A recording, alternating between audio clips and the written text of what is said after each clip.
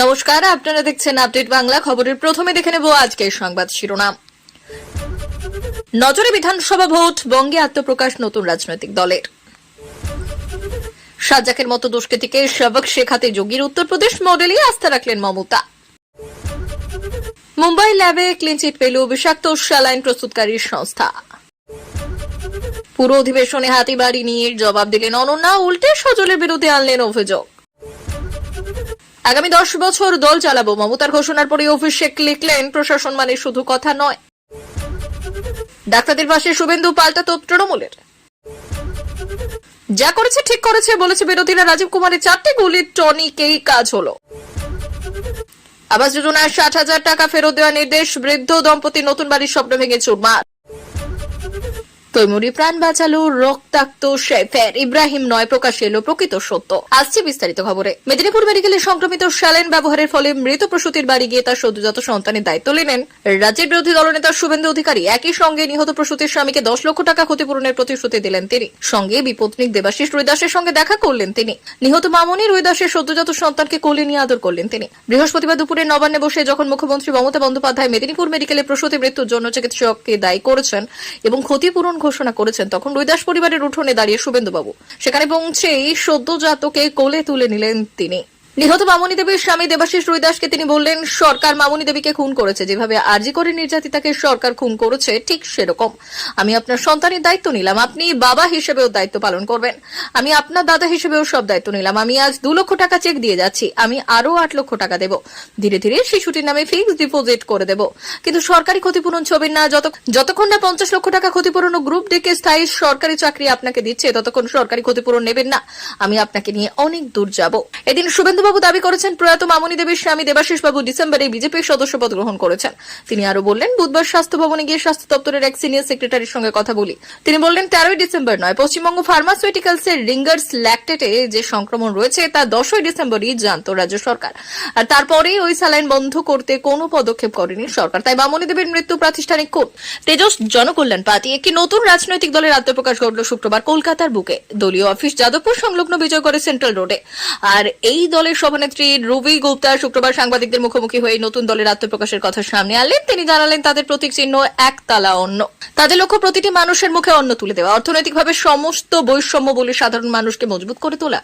Ruby Gupta বঙ্গবাসীর উদ্দেশ্যে বললেন, আমি যাদবপুর থেকে বলছি, আমাদের এই দলের নীতি, আপনার আওয়াজ, আপনার সিদ্ধান্ত, সব পার্টিকেই তো সমর্থন করে দেখলেন। ফ্র্যাঙ্কেস্টাইন ভক্ষক হয়ে আপনাকে গিলে ফেললো ঘর, স্বাস্থ্য, শিক্ষা, সুরক্ষা, কর্মসংস্থা, চাকরি, মানুষের খাবার, উপযোগী রেশন খাদ্য, পরিশুদ্ধ পানীয় জল, সহজ উপায় ব্যবসায়িক ঋণ, স্বল্প বিলের বিদ্যুৎ, বিনামূল্যে বিদ্যুৎ ও বিকল্প বিদ্যুৎ কোম্পানি, যাতে মাসে শেষে বিলটা কম হয়, সেই টাকাটা সংসারে বাঁচে, সবই ডাহা ফেল। আর তারও অভিযোগ করেন যে দিনকে দিন আপনি আপনার সংসার দুটোই শুকিয়ে যাচ্ছে। তাই বলছি, একবার আমাদের সমর্থন করে দেখুন। আমরা সাধারণ মধ্যবিত্ত বাঙালি পরিবারে যাদবপুর এলাকার স্থানীয় বাসিন্দা। আমি যাদবপুর থেকে বলছি, যা প্রমিস করব তা যদি না পূরণ করতে পারি, 1 সেকেন্ডের সমর্থন তুলে নেবেন। কথা দিলাম, একটা প্রশ্ন করব না, কিন্তু একটা সুযোগ দিয়ে দেখুন বদলাতে পারি কিনা। কেন্দ্র সরকারের থেকে আদায় করে পর্যাপ্ত সুযোগ সুবিধার সুরক্ষা আপনাদের ফিরিয়ে দিতে পারি কিনা। আপনাদের ঘরের সকল শিক্ষিত বেকার যুবক যুবতীদের আহ্বান করছি, মায়েদের বলছি, দলে দলে এসে যোগ দিন। নিজেরা নেতা নেত্রী হন, নিজেদের মধ্যে থেকে দলের নেতা নেত্রী তৈরি করুন, যাতে আপনার এলাকার কষ্ট দুর্দশা আপনি নিবারণ করতে পারেন। এটাই আমাদের পার্টির উদ্দেশ্য, সাধারণের মধ্যে থেকে লিডার তৈরি করা। আপনাদের সিদ্ধান্তই হবে পার্টির সিদ্ধান্ত, আপনাদের ডিসিশনের ওপর কোনো কথা নেই। তাই দলে দলে যোগদান করুন, তেজস জনকল্যাণ পার্টিকে সাপোর্ট করুন। রবি গুপ্তা দাবি করেছেন, আমি বাঙালি, আপনাদের ঘরের মেয়ে, কথা দিচ্ছি 1 পয়সাও ঠকবেন না। তাদের দলীয় অফিসে যে কোনো প্রয়োজনে যোগাযোগ করা হবে এই নম্বরে 9163989188। দলীয় অফিসের সদর দপ্তরের ঠিকানা সেন্ট্রাল রোড, যাদবপুর, কলকাতা 70032। এই নতুন দলের প্রতিশ্রুতি, তারা যদি ক্ষমতায় আসেন তাহলে তারা মহিলাদের লক্ষ্মী ভান্ডারের মতো পুরুষদের জন্য গণেশ ভান্ডার আর মায়েদের জন্য মাতৃ ভান্ডার চালু করবেন। শুধু তাই নয়, স্বাস্থ্য সাথী কার্ডের পাল্টা সুরক্ষা, সুস্বাস্থ্য স্কিম তারা নিয়ে আসবেন। পুলিশি এনকাউন্টারে খাতেম পুলিশের ওপর গুলি চালিয়ে ফেরার দুষ্কৃতী সাজ্জাক আলম। শনিবার ভোরে উত্তর দিনাজপুরের গোয়ালপুকুর থানা এলাকার ভারত বাংলাদেশ সীমান্তে পুলিশের গুলিতে মৃত্যু হয়েছে তার। তবে কি বাহিনীর মনোবল ধরে রাখতে রাজনৈতিক বাধ্যবাধকতার বাইরে বেরিয়ে অবশেষে নিজের দক্ষতা প্রমাণে বাধ্য হলো পশ্চিমবঙ্গ পুলিশ? এই দিনের এনকাউন্টারে উঠেছে একাধিক প্রশ্ন উঠছে, সাজ্জাকের মতো বেপরোয়া দুষ্কৃতীদের নিয়ন্ত্রণে রাখতে এনকাউন্টারই দাওয়ায়। উত্তরপ্রদেশের মুখ্যমন্ত্রী যোগী আদিত্যনাথের পর এই তথ্যকে মেনে নিলেন পশ্চিমবঙ্গের মুখ্যমন্ত্রী মমতা বন্দ্যোপাধ্যায়। রাজ্যে দুষ্কৃতীদের এনকাউন্টার নিয়ে সাম্প্রতিককালে কম বিতর্ক হয়নি। আজিকর কাণ্ডের পর মুখ খুলে সঞ্জয় রায়ের মতো অভিযুক্তকে এনকাউন্টার করে মেরে ফেলা উচিত বলে মন্তব্য করেছেন তৃণমূলের সাধারণ সম্পাদক অভিষেক বন্দ্যোপাধ্যায়। তার সঙ্গে দ্বিমত পোষণ করেছেন মমতা বন্দ্যোপাধ্যায় মন্ত্রিসভার অন্যতম গুরুত্বপূর্ণ সদস্য ফিরহাদ হাকিম। তিনি বলেছিলেন, এনকাউন্টার কোনো সমস্যার সমাধান নয়, আমাদের বিচার ব্যবস্থার উপর আস্থা রাখতে হবে, দরকারে আইন সংশোধন করতে হবে, ওপরে ভগবান আর নিচে ন্যায়ালয়, বিচার ব্যবস্থার কাছে গিয়ে বলতে হবে অপরাধীকে কঠোর শাস্তি দেও।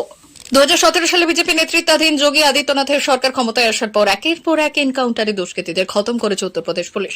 2017 থেকে 10,000-এর বেশি এনকাউন্টার করেছে তারা, তাতে 63 দুষ্কৃতীর মৃত্যু হয়েছে, আর তা নিয়ে দেশ জোড়া বিতর্ক কম হয়নি। উত্তরপ্রদেশে এনকাউন্টারের নামে বিশেষ একটি সম্প্রদায়কে নিশানা করা হচ্ছে বলে সরব হয়েছে তৃণমূল সহ বেশ কয়েকটি রাজনৈতিক দল। এবার পশ্চিমবঙ্গ দুষ্কৃতীদের সবক শেখাতে যোগী আদিত্যনাথের পথে হাঁটতে হলো মমতাকে।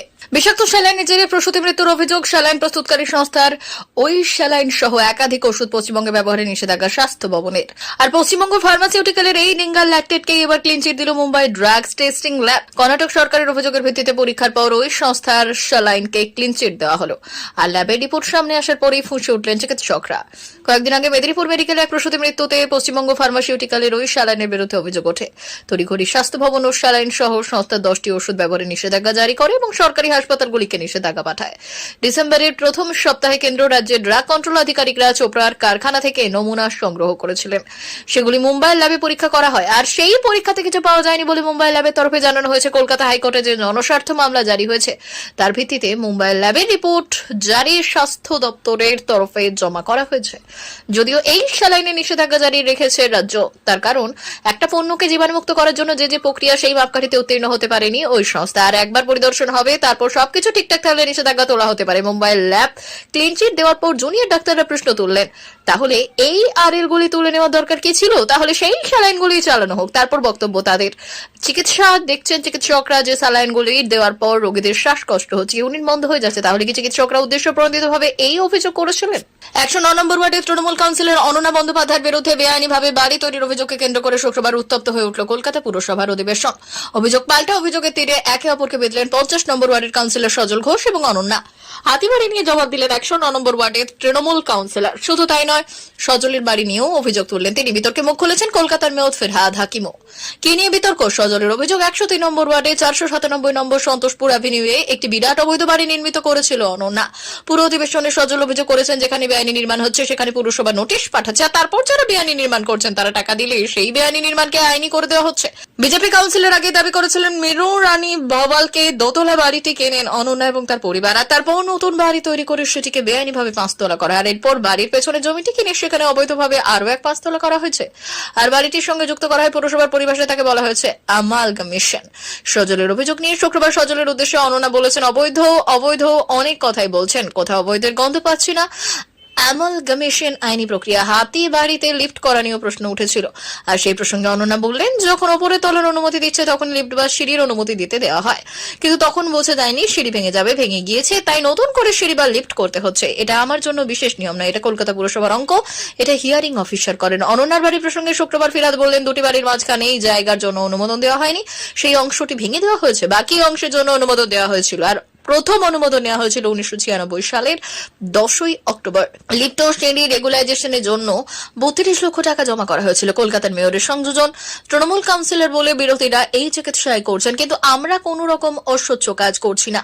কোথাও বেআইনি নির্মাণের অভিযোগ এলে নোটিশ দেওয়া হচ্ছে। অনেকের দাবি, অনন্যার বাড়ি নির্মাণ বেআইনি বলে স্বীকার করে নিয়েছেন ফিরহাদ। শুক্রবার অনন্যার সজলের বাড়ি নিয়ে প্রশ্ন তোলেন। শিয়ালদহ এলাকার 11, 12, 13 নম্বর হুজুরি মল লেনের বাড়ি ছবি দেখেন অনন্যা, আর তার দাবি বাড়িটি সজলের। আর সেই ছবি দেখে অনন্যা দাবি করেছেন সজলের বাড়ি পাশের বাড়ির সঙ্গে গোড় জোড়া। তার দাবি, দুটো বাড়ির মধ্যে কোনো ছাড়া নেই। কলকাতা পুরসভা নিয়ম অনুযায়ী দুটি বাড়ি ছাড় দিতে করতে হয়েছে, তবে ছাড় নেই কেন? উনি সজল হয়তো বলবেন অনেক বাড়ি ছাড় নেই, তাহলে সন্তোষপুর নিয়ে এত মাথা ব্যথা কেন? সব বাড়ির ছাড় যদি না থাকে তবে সন্তোষপুরের ছাড় হতো না। উনি রাজনৈতিক উদ্দেশ্য নিয়েই কাজ করেছেন।